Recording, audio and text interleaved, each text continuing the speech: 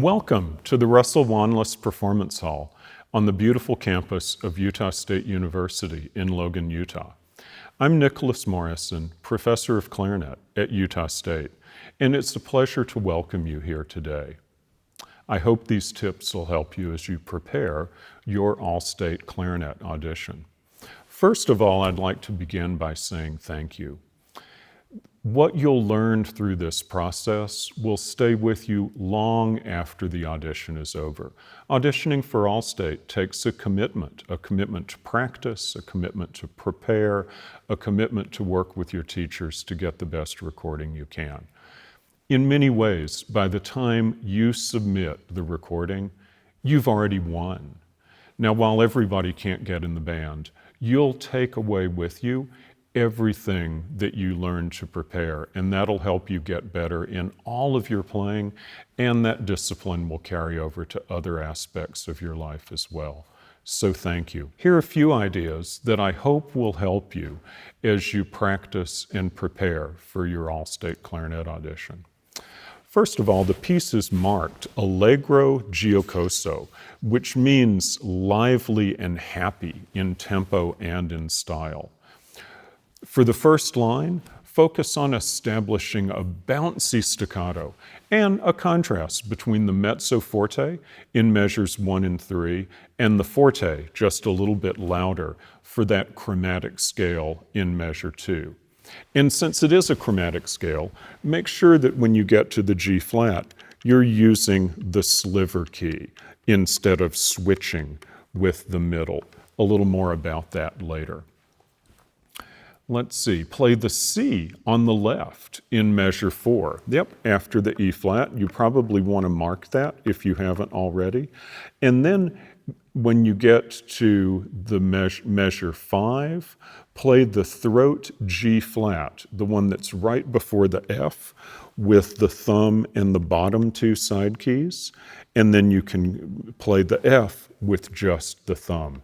It's a little smoother transition there. You know, measure 4 and 5 are fairly technically awkward. So here's a practice tip for this passage and others that might be a little bit awkward. Everybody knows you should practice slowly, and that's always a really good first step. And play through it really, really slowly. But I think you also want to practice it with some different rhythms that will encourage the development of good technique.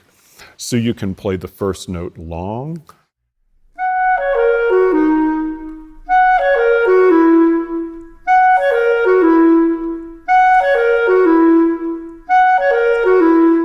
and if you miss a note like I did that first time when I played it, just play it a bunch more times as you're practicing so that you can work that out of your technique and that it's really secure. So that's the long, short method. It's kind of like swing in jazz, but you can also turn it around.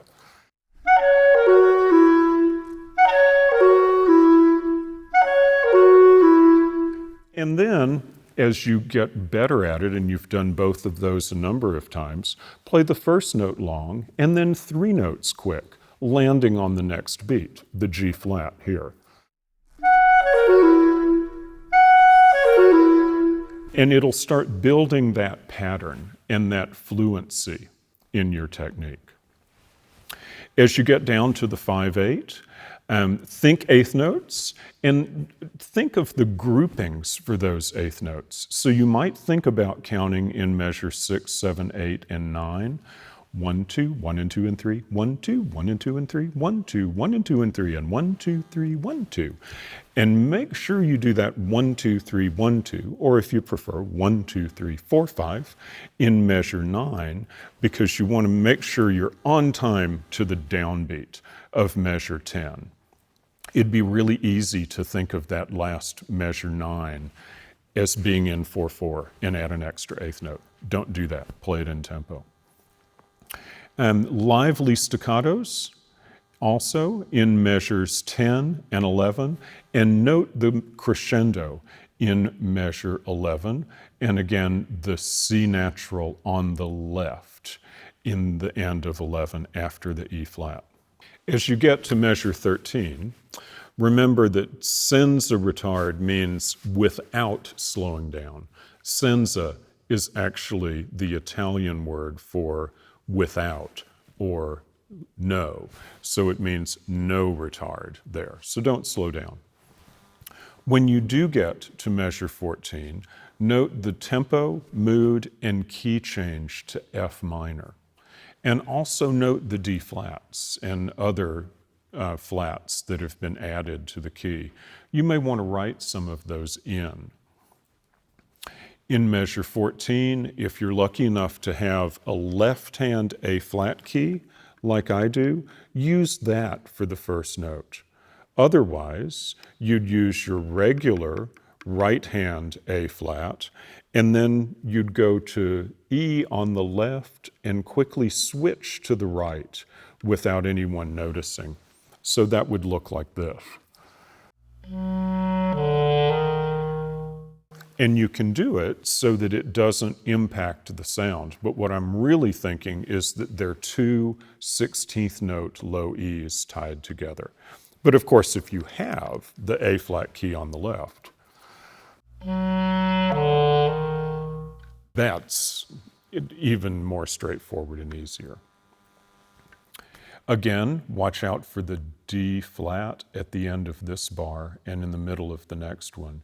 And speaking of D flat, in measure 16, you can actually use the two bottom side keys for the grace notes between the C's, which will make it a little bit smoother than the standard fingering. And it's technically a little bit easier because it's using fewer fingers.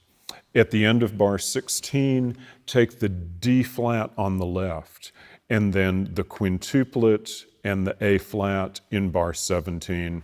Just alternate pinkies, and it's as easy as you can make it there.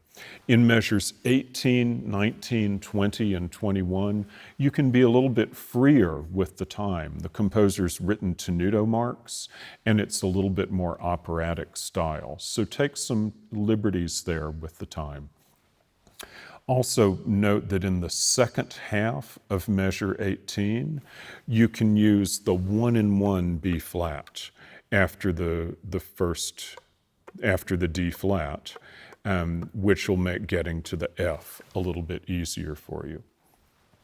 At the return of the faster section, in Build the Sound through measures 24 and 25, and then when you get to the very end, make sure that you protect that low F a little bit so that you don't play it as the loudest note in the piece and have it come out flat.